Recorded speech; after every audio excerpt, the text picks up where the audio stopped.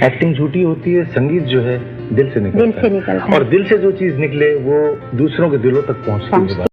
প্রিয় বন্ধু, আমি তোমার সুতপন, আর আমার পডকাস্টে তুমি শুনছো কথায় কথায়। আজ শুধুমাত্র তোমাকেই শোনাবো কেমন করে রুমা গুহ ঠাকুরতার প্রেমে পড়লেন কিশোর কুমার। কেনই বা নষ্ট হলো কিশোর কুমার এবং রুমা গুহ ঠাকুরতার প্রথম প্রেম। রুমা গুহ ঠাকুরতাকে বাদ দিয়ে মধুবালার প্রেমে কেন পড়লেন কিশোর কুমার? এই দুই মানুষের সেই বিখ্যাত চিরন্তন প্রেমের কাহিনী যদি সত্যি সত্যিই জানতে চাও, তাহলে অবশ্যই চ্যানেলটা সাবস্ক্রাইব করে বেল আইকনটা প্রেস করে অবশ্যই সঙ্গে থাকবে। আর হ্যাঁ, প্রত্যেকটা কথাই কিন্তু স্বয়ং রুমা গুহ ঠাকুরতার। তাহলে শুরু করি। সমর ছবিতে একটা কোরাসে গান করছিলেন স্বয়ং কিশোর কুমার। গানটা হলো সুন্দরী লো সুন্দরী দল বেঁধে আয় গান করি। সমরের শুটিংয়ে মাঝে মাঝেই আসতেন স্বয়ং কিশোর কুমার। আর এখানেই রুমা ঘোষের সঙ্গে, মানে রুমা গুহ ঠাকুরতার সঙ্গেই তার পরিচয়। সঙ্গীত পরিচালক অনিল বিশ্বাসের ছোট ভাই সুনীল বিশ্বাসও বম্বেতে থাকতেন। সুনীলবাবুর বাড়িতে প্রায়ই আড্ডার আসর বসত, আর এই আসরে বম্বের অনেক বাঙালি আসতেন সেই সময়ে। কিশোর কুমারও যেতেন। সেখানেও রুমার সঙ্গে মাঝে মাঝেই দেখা সাক্ষাৎ হতো কিশোর কুমারের। আড্ডা মানে কিন্তু শুধুমাত্র কুটকচালি, পরচর্চা, সাধারণ গল্পগুজব নয়, রীতিমতো গান বাজনাও হতো এবং সেই সমস্ত রথী মহারথীদের নিয়ে একেবারে চুলচেরা বিশ্লেষণ।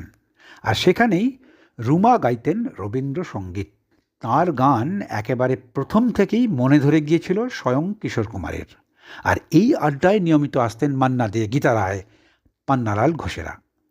অনিল বিশ্বাসের বোন পারুলকে বিয়ে করলেন পান্নালাল ঘোষ। এই গীতা রায় পরবর্তীকালে যিনি গীতা দত্ত নামে হিন্দি আর বাংলা ছবির সঙ্গীত জগৎকে ভরিয়ে দিয়েছেন। তার ঘরোয়া সঙ্গীত জীবনের শুরু কিন্তু এই আড্ডার আসরেই। সুনীল বিশ্বাস ছবির সঙ্গীত পরিচালনা করতেন না। তিনি বম্বে এবং বম্বের বাইরে বিখ্যাত সাংস্কৃতিক অনুষ্ঠানের আয়োজন করতেন। আর এই অনুষ্ঠানগুলোতেই কিশোর কুমার, মান্না দে, গীতা রায়, রুমা ঘোষ এরা প্রত্যেকেই অংশগ্রহণ করেছেন। এমনও হয়েছে কিশোর কুমার রবীন্দ্রসঙ্গীত গাইতেন, আর সেই গানের সঙ্গেই নাচতেন স্বয়ং রুমা ঘোষ।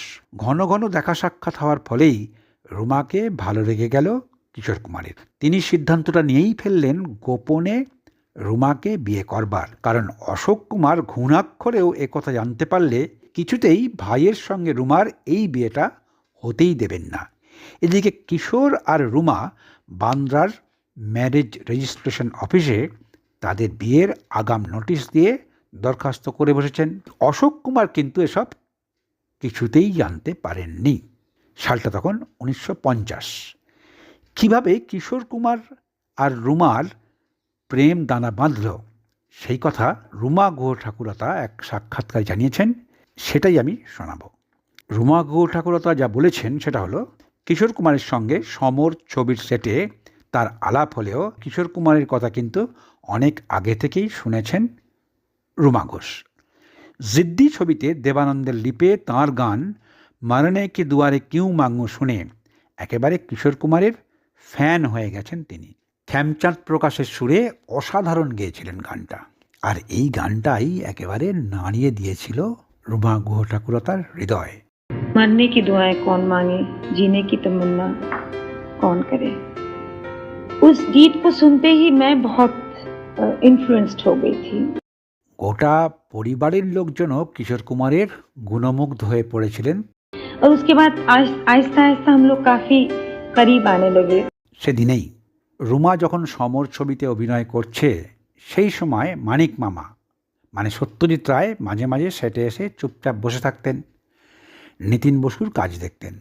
কিশোর তখন অত্যন্ত কথা বলতো, হাতে থাকতো এক লাঠি, গলায় মাফলার। তাদের 4 জনের একটা দল ছিল। কিশোর কুমার, ক্যামেরাম্যান অলোক দাশগুপ্ত, ভোলা শ্রেষ্ঠ, গায়িকা সুষমা শ্রেষ্ঠর বাবা, আর অবশ্যই রুমা। आहिस्ता आहिस्ता हम लोग काफी करीब आने लगे, दोस्ती भी हो गई हम लोगों की, और हमारी एक ग्रुप हो गई थी। खुकलुदा यानी अलोक दासगुप्ता जो कैमरामैन हैं, खुकलुदा, मैं, किशोर साहब और ये भोला श्रेष्ठ जो कि गुरु जी के यानी खेमचंद जी के असिस्टेंट भी थे और तबलची थे, बहुत ही अच्छे तबलची थे। দল বেঁধে বেঁধে সকলেই ঘুরে বেড়াতেন, পিকনিক করতেন, কখনো কখনো ঘরে বসে বসে ঘন্টার পর ঘন্টা গান গাইতেন। আর গান গাইতে এসে তাদের সঙ্গে এই আড্ডাতেই জমে যেতেন স্বয়ং লতা মঙ্গেশকর। লতাজি এবং তারা সবাই যে যার বাড়ি থেকে ট্রেনে চেপে স্টুডিওতে আসতেন। তখন রুমা থাকতেন বান্দ্রায়, কিশোরবাবু থাকতেন ওল্ডিতে তাঁর দাদামণির সঙ্গে। রুমাদের বাড়িতে প্রচুর গানের রেকর্ড ছিল। কিশোরবাবু গান পাগলা ছিলেন। মাঝে মাঝে রুমাদের বাড়িতে এসে ওর পছন্দের রেকর্ড চালিয়ে একেবারে তন্ময় হয়ে শুনতেন। গান শুনতে শুনতে কেউ যে এতটা তন্ময় হয়ে উঠতে পারেন সেটা কিন্তু রুমার জানা ছিল না। ওর মুখের দিকে রুমা তখন তাকিয়ে একেবারে অবাক হয়ে থাকতেন। কিশোরবাবু, রুমা বলছেন যে কিশোরবাবু হঠাৎ হয়তো আমাকে দেখে ফেললেন, হাঁ করে এভাবে আমার মুখের দিকে কী দেখছো বলো তো। ওর চটজলদি প্রশ্নের চটপট কোনো উত্তর আমার মুখে জোগাতো না। আমি হেসে ফেলতাম। কিশোরবাবু বলতেন, আরে হাসলে তোমাকে ভীষণ ভালো লাগে রুমা। উনি এমনভাবে কথাটা বলতেন যে আমার মুখে আর কোনো ভাষা জোগাতো না, খুব লজ্জা করত।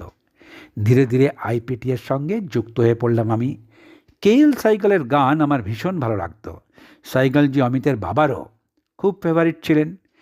এই রকম বেশ কিছু কমন ফ্যাক্টরের জন্য আমরা পরস্পরের খুব কাছাকাছি এসে পড়লাম। তারপর 1951 সালে আমাদের রেজিস্ট্রি বিয়ে হলো।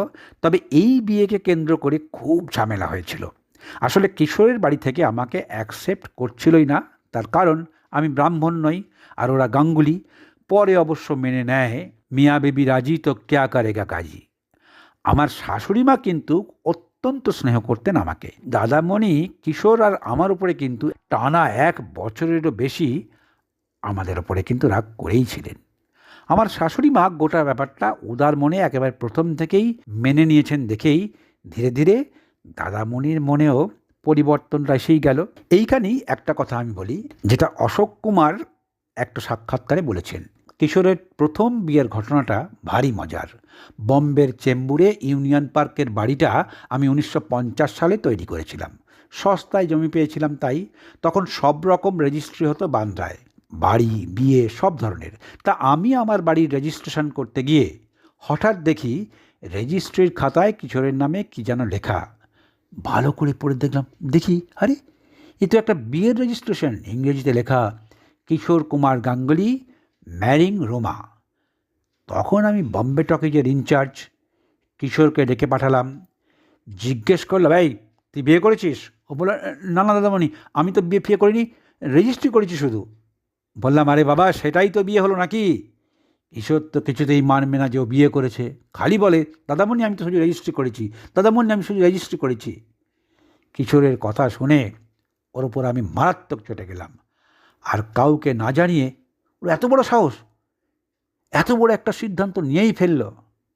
ব্যাস, এরপরে এই যে রুমাকে বিয়ে করার পর থেকে প্রাণের ভাই কিশোরকে বম্বে টকিজ থেকে একেবারে ঘাট ধরে বের করে দিলেন কিশোর কুমার।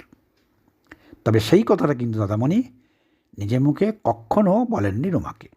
তবে মুখে কিছু না বললেও যা করে দেখালেন সেটা কিন্তু মোটেই বলার মতো নয়। মাত্র একজন ছাড়া মা বাবা দুজনের পরিবারের প্রত্যেকটা মানুষই মেনে নিলেন এই বিয়েটাকেও। রুমা আর কিশোর দুজনেই দুজনকে পরম ভালোবাসায়, গভীর মমতায় আঁকড়ে ধরে রেখেও পড়ে গেলেন অথই জলে। ইতিমধ্যেই কিশোর কুমার আবার নতুন করে প্রেমে পড়লেন মধুবালার। সুখী সংসারে ঘাড়ে করে ডেকে আনলেন বিপদ। রোম্যান্টিক সিনেমার প্রেম কাহিনীর মতোই ভালোবাসার জীবনটা এসে দাঁড়ালো ভয়ঙ্কর বাস্তবের মুখোমুখি। কিশোরের পাশ থেকে সরে গেলেন তার সব থেকে বড় আপনজন। পরম ভালোবাসায় আঁকড়ে ধরে রাখতে চাইলেও তলে তলে রুমার পাশ থেকে সরে যাওয়া শুরু হলো কিশোর কুমারের। অথই জলে পড়ে গেলেন রুমা। তাহলে আলটিমেটলি বিষয়টা গিয়ে দাঁড়ালো কোথায়? আর সেটা যদি জানতে চাও তাহলে অবশ্যই কমেন্ট করে জানাবে। সবার আগে তুমি ভালো থেকো বন্ধু। টাটা।